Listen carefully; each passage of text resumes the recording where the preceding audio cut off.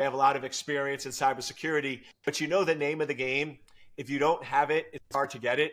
And a lot of times now, going in and interviewing, if the CISO is not already on there, you get disqualified. So what is your recommendations for sort of people that want to cross over from being that technical security engineer to being the strategic CISO? How can they go in and land their first job if they don't have that title on their CV already?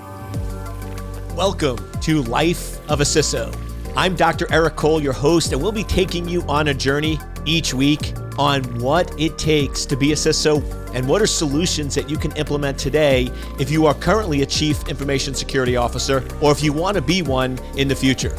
This is Life of a CISO.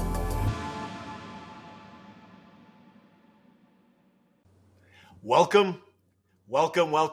You know what time it is. It is time, my friends. It is time for Life of a CISO with yours truly. Dr. E is in the house. And this week, I'm pleased we're continuing. We're sort of every few weeks, we're bringing in an industry expert, somebody world class that can share with you their knowledge and their experience. And today we have Attila. So Attila, welcome to the show. And can you just sort of give a quick background of your bio for the audience before we deep dive in how you became a CISO for the first time? Yeah, sure. It's great to be here, Dr. E. It's an honor. I like your show. I watched a couple episodes before. I kind of like it, so it's great to be here. So yeah, my name is Attila Torok. I'm the CISO at GoTo.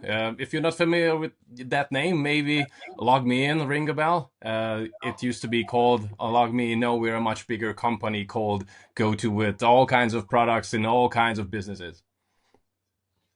Excellent. So one of the things listeners have is we have a lot of listeners that are looking to become a CISO. They have a lot of experience in cybersecurity, but you know the name of the game. If you don't have it, it's hard to get it. And a lot of times now, going in and interviewing, if the CISO is not already on there, you get disqualified. So what is your recommendations for sort of people that want to cross over from being that technical security engineer to being the strategic CISO? How can they go in and land their first job if they don't have that title on their CV already? Yeah, I would say, two advice I have for those people who are looking into getting this position. First of all, don't try to get it because it's hard. You're right.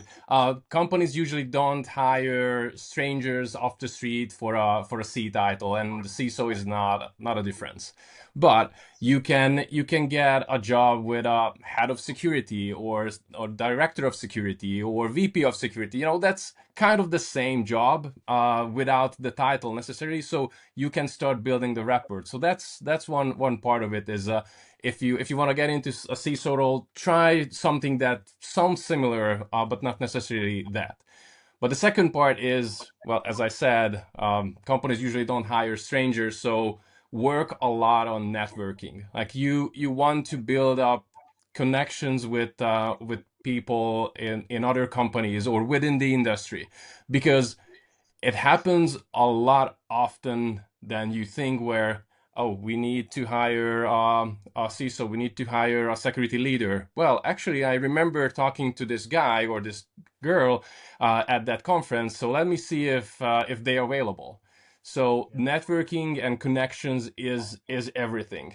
And you should start within your own company. If you're not befriended with your CFO or anybody in the executive team, maybe you should start doing that. Like not necessarily you're pushing yourself too hard, but at least build up those connections. So they should know who you are, why security is actually helping the business and not just hindering operations.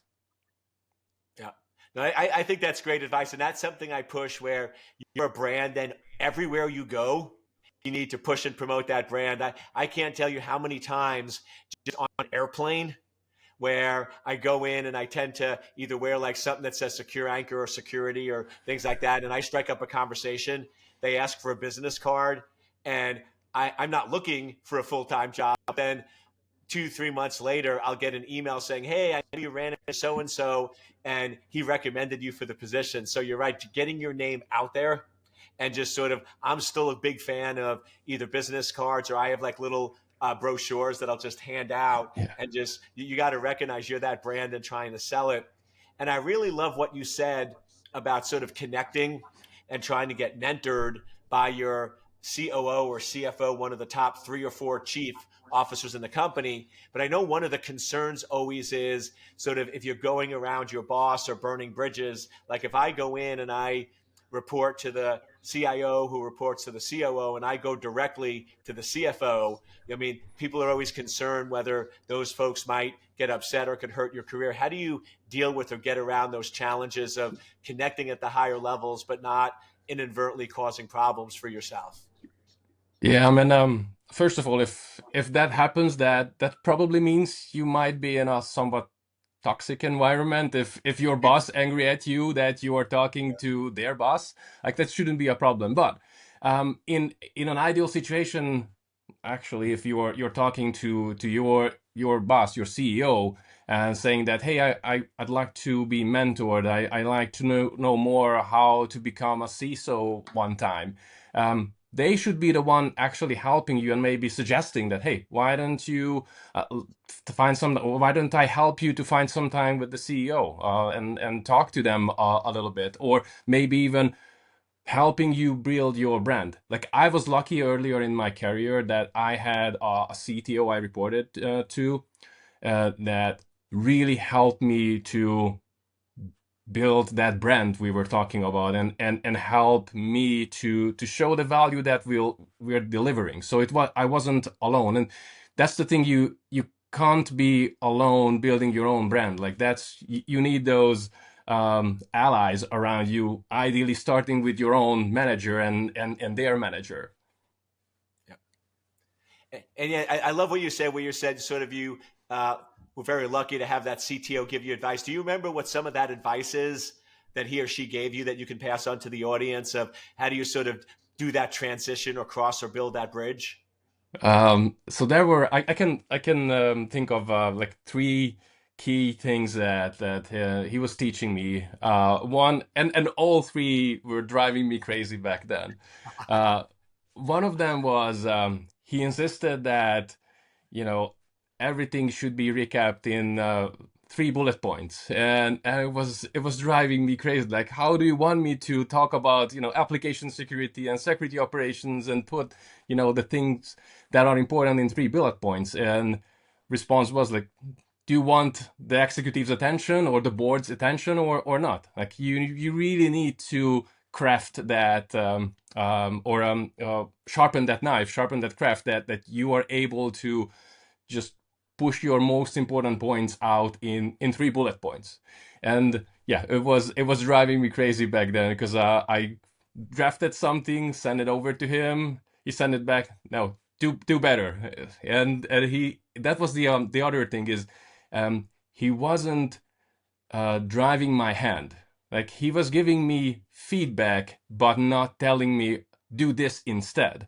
So really helping me, grooming my soft skills, so to speak, to be able to find the voice that I can use when talking to executives or the board. So that was another key thing that was helping me a lot. And the third one was really pushing me out in the spotlight when I wasn't ready, because that pressure, we all know that pressure really what helps you grow and grow fast. And well, I failed the first couple of times and got really, how to say, very constructive feedback from the chairman of the board after the first time I presented to them.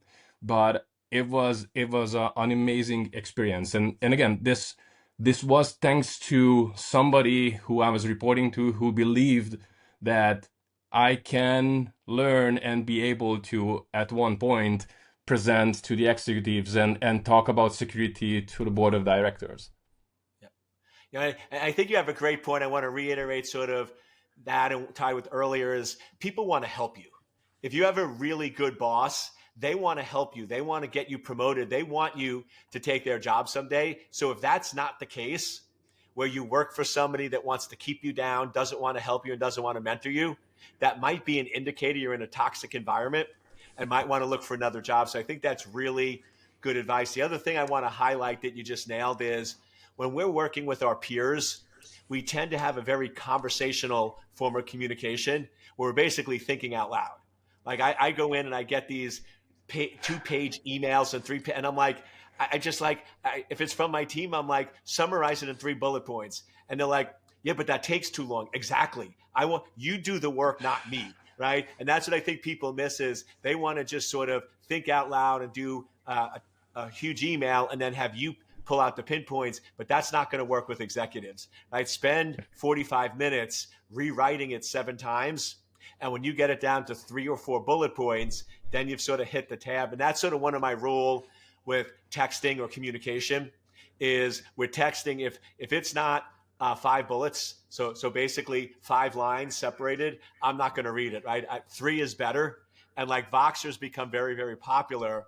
And I'm in these Voxer groups and I'm like, there's these 15, 20-minute messages. And I write back to these guys going, stop wasting my time, right? You're thinking out loud. I said, I spend 20 minutes thinking, and then I send you a 90-second Voxer that has everything summarized. Spend the 20 minutes going in and correlating. Don't waste my time doing that. So I think that's a really good lesson of being very terse, direct, and concise with your communication.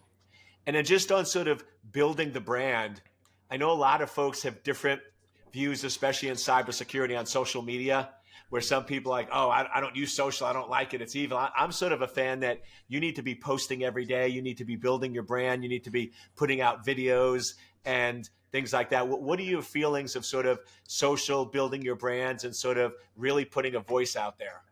Yeah, I mean, it can work. It does work for people. I mean, there are folks like Adam Shostak out there who everybody knows because he has a strong brand that he maintains online, right? But that's the thing. Like, it needs a lot of maintenance. Like, just posting because, oh, today I need to post something, and posting something will not help you build your brand. Like, if you wanna spend that time on social media and really trying to push and build your brand, it needs to be quality content. And the other thing is your quality content might be just, a drop in the ocean and get lost in the vast amount of posts and data that is just, flowing at us. So you have to be prepared that, well, maybe it's gonna take time. Maybe it's even takes years for somebody to really pick that up and your posts start to grow or your social media accounts start to grow. So from that aspect, I I don't have that willpower to post quality content regularly. So I'm not that big in social media, but I do see the value and I do see the power that you can get if you have the time and the willpower and the willingness. Now the other thing about building your brand is nobody can help you build your brand better than anybody else but you. Like, what I mean is if you're doing favors to others, if you're helping others just within your company, like, you don't need to think about the whole world and everybody in LinkedIn. Just think about first your whole company. Like, if you can, if the people that you're working with, would say nice things about you, well, that's the best start. Like, that's your start to build your brand, because it's so much better than asking for a promotion or asking for that C position. You get a response that, oh, actually, I heard from this engineering leader and this other VP that you help them in these ways. So you already have others backing you up just because you helped them, just because you were, working with them nicely. So that's one of my biggest lessons, that what helped me the most is working with others and respecting others and just keeping in my mind, like, what is it that they want and how can I help them, while obviously maintaining what I'm here for, which is security. Yep. Now that's so well said, because people don't realize on social media, it's not about the followers. Like everyone wants to go in and have, I mean, 500,000 or millions of followers. But the reality is, if you look at how it works and the algorithms, it's really about the likes and the replies and the comments. So it's actually better to have less followers, but have them highly engaged with your content, because then it's going to be pushed out. So yeah, ask coworkers if you get along, hey, I just posted some content to LinkedIn. Do you mind posting a comment or doing that? Like, don't be afraid to ask people to help you out, because most people do want to assist and help others. And I think that's the part, as being security engineers and technical. We tend to be more on the introvert, thinking we need to do it alone, when in reality, there's a lot of people that would like to help you. So I think that's very well said. And just sort of moving to today, where do you see some of the big challenges for CISOs right now? Because I mean, we have a lot of craziness. I mean, we still have the government shutdown. We just had the Information Sharing Act of 2015 expire, right? There's a lot of things going on that I don't think people realize the cultural dynamics, the impact that has on CISOs. Can you sort of share a little bit about sort of any impact or stress factors or things that have sort of changed or shifted in the last year or two?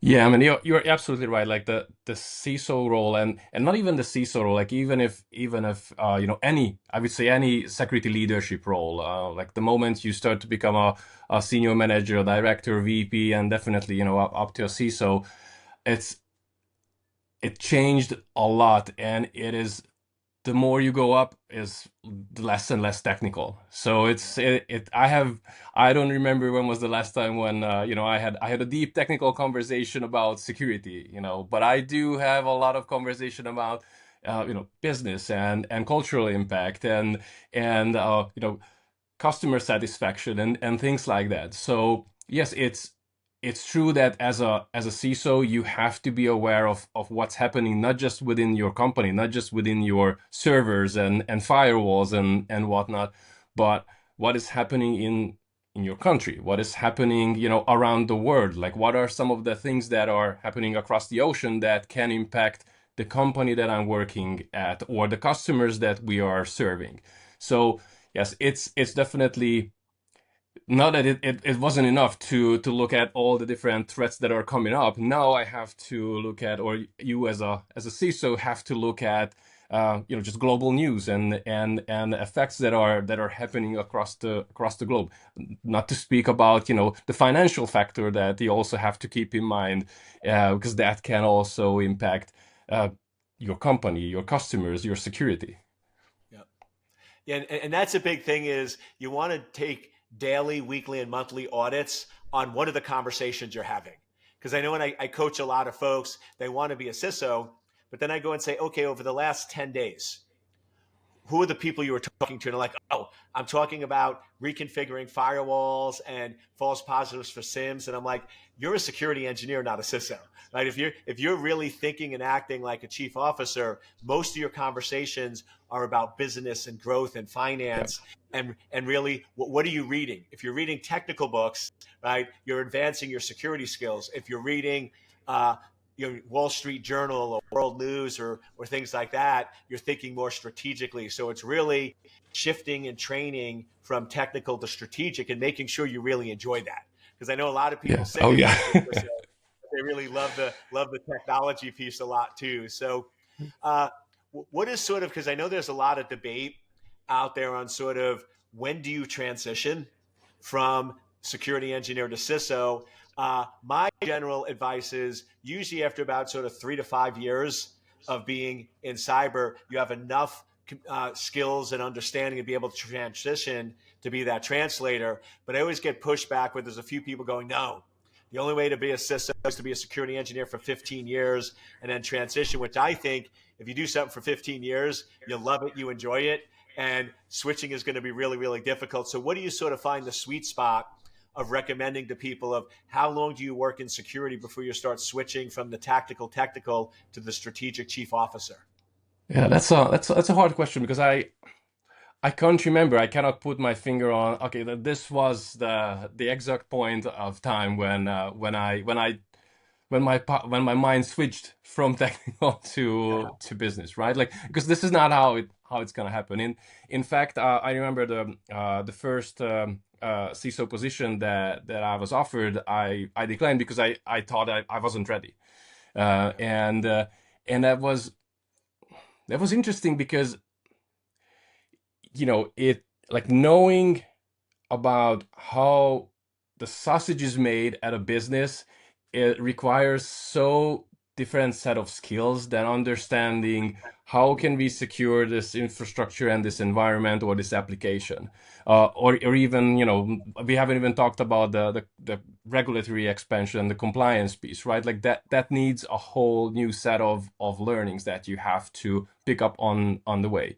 So it's kind of a long-winded answer to your question, but like the real transition, I think, is happening over time.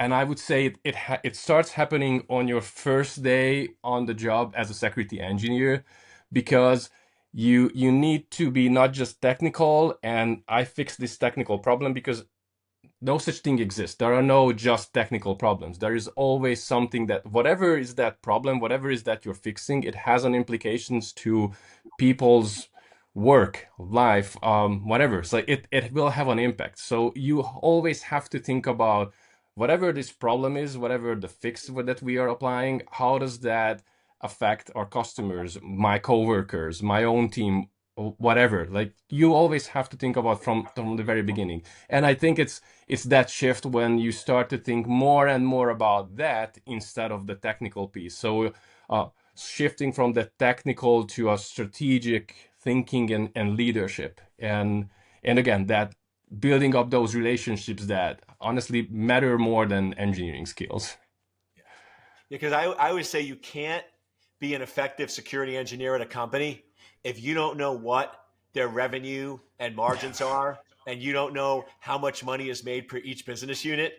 Because if you're going in and your company is only making 3 million in profit, even if they're $500 million company, their margins are super low, and you want a $5 million budget, you're never going to be successful, or vice versa. So yeah, to me, it's crazy, because looking back at my career, if I would have asked those questions and understood some of the finances on day one, I would have been a lot more effective and a lot moved ahead a lot quicker. So you need to understand the business, whether you're a 1-day engineer or a 5-year engineer. So yeah, I think that's critical. You always have the business mindset. It's just how much you want to spend on the strategy versus the technical side.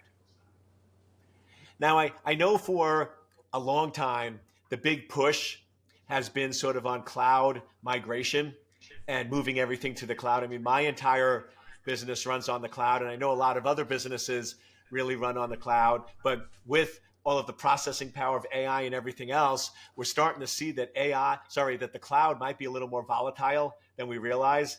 I mean, I'm not one for coincidence. I don't like conspiracy theory, even though I push some of them. But to me, having AWS go down and Microsoft go down, I'm sort of working with companies now on maybe we need to bring some critical business units back on-prem, because having everything on the cloud is too big an exposure. Do you think that's an overreaction and keeping things in the cloud is good? Or do you think that should sort of be a wake-up call for companies and they need to balance on-prem with cloud? Oh, that's a really, really, really hard question, right? Because and the answer depends on the service that you provide. Like, because sometimes companies can overreact of, if the AWS, if my cloud is down, then I cannot serve my customers, and I'm gonna go out of business. But the thing is that if a cloud service provider goes down, then that affects so many other companies, other businesses, that your customers will understand that this is no part of life, part of being on the internet, right? And that's one thing. And the other one is, if you look at different researches and studies, like the impact of actual cloud outages on companies are not necessarily that huge. The initial outcry, and then because obviously we all want all everything to be loaded in 5 seconds, and if not in two, right?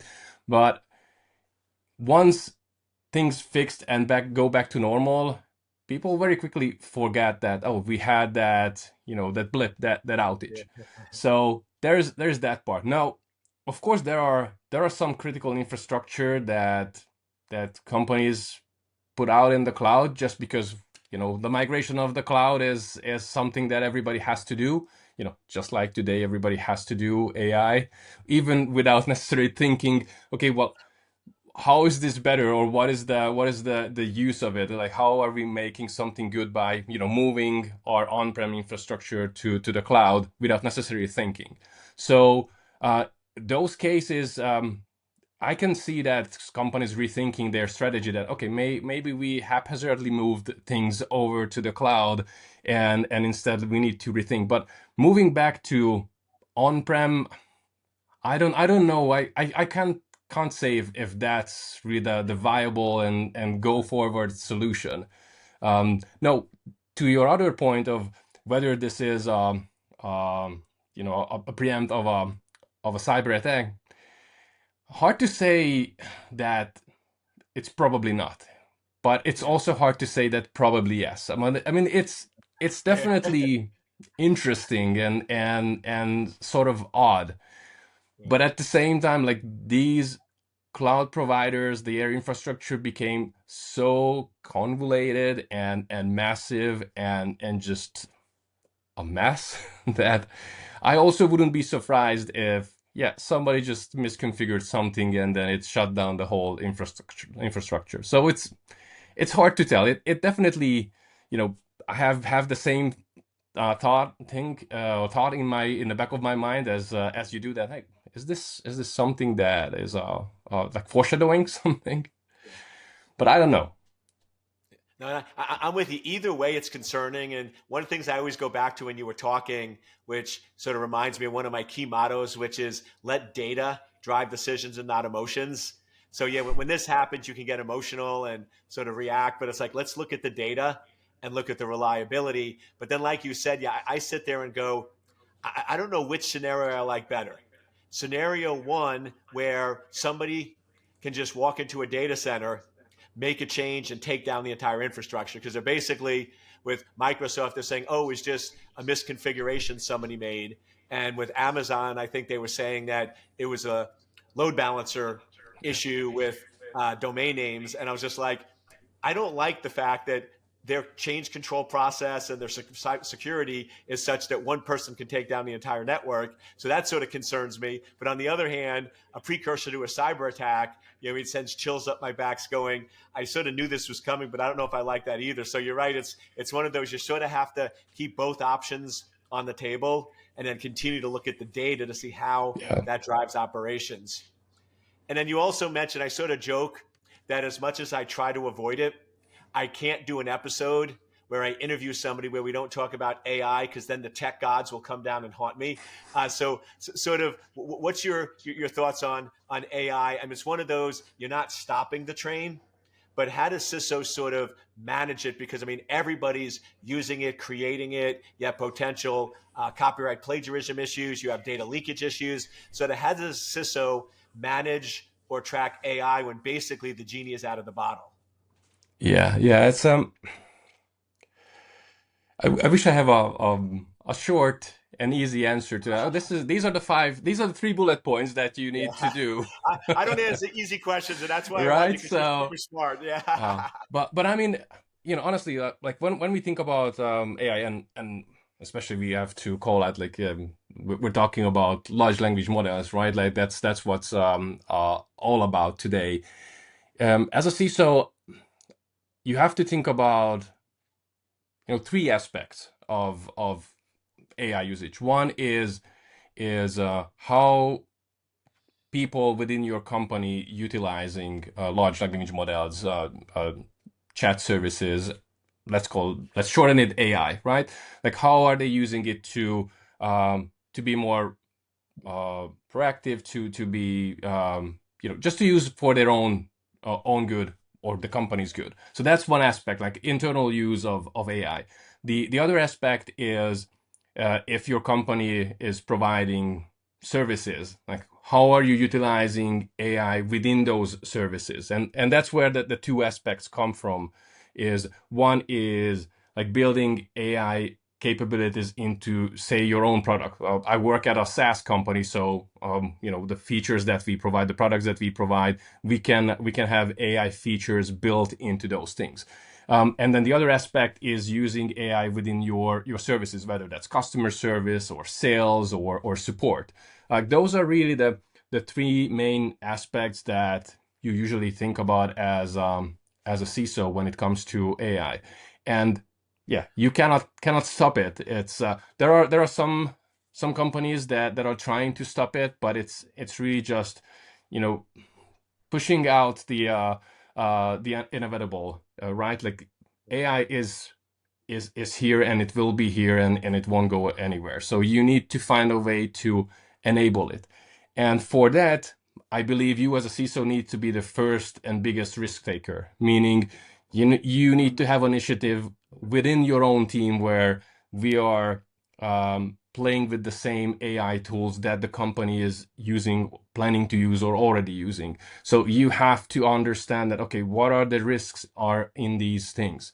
That's one way. And of course, when we're building AI features into our products, but there again, we need to be there from the design phase, from the architecture phase, to see that, okay, how can we avoid the usual OS finally, came up with an LLM top 10 vulnerabilities list. So at least, you can start with that and see if the features that your company is building, the AI features that your company is building, is that prone to any of those things? Like that's a as good start as any, right? But you need to be the risk taker and the enabler and see that these are the things these are the tools that we found that can be used under these circumstances. Of course, ideally you're working with legal on the privacy rules for those tools, and then give those to your companies, to your people, and say that you're free to use these. We are vetted them. We even brought it into our own infrastructure, and but these others, please avoid. And you can start with just asking, but ideally you eventually maybe want to get to a point where you are monitoring and even disabling the ones that are not sanctioned.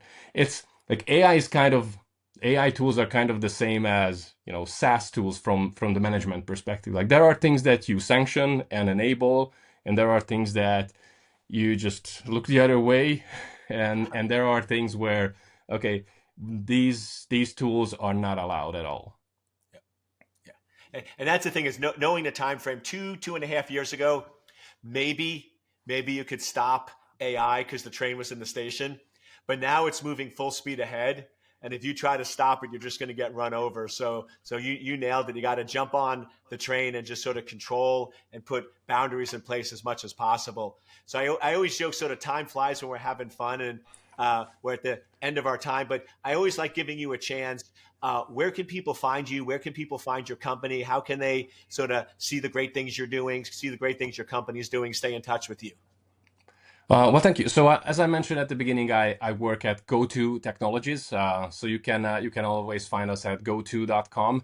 You can find me on LinkedIn. It's pretty common name, Attila Torok. You will easily find me there. I'm the CISO at GoTo. And if you're not familiar with the company, we are. And that's what's fun working here, is that we have so many different products in so many different markets. One of our major business area is remote support. LogMeIn Rescue, LogMeIn Central, LogMeIn Resolve. All those tools are helping MSPs and individuals to manage their own environment. And we have another interesting area in telephony. So GoTo Connect is, you can think of it as call box in the cloud, if you will. So and these diverse products, working on the security of these diverse products, is what makes this job so exciting. It sounds like you have a great job. And one thing I always like to do is sort of, as we wrap up, give you the final word. So what's sort of one final piece of advice you'd like to leave the audience? Well, I only can repeat myself, but the one sentence that I want you to take away from this is relationships matter more than engineering skills. Nailed it. Awesome. Attila, it was truly a pleasure being on the show. Thank you so much. And once again, you're listening to Life of a CISO, and please check out next week's episode. Thank you so much. It's been a pleasure. Thanks, my friend. Thank you.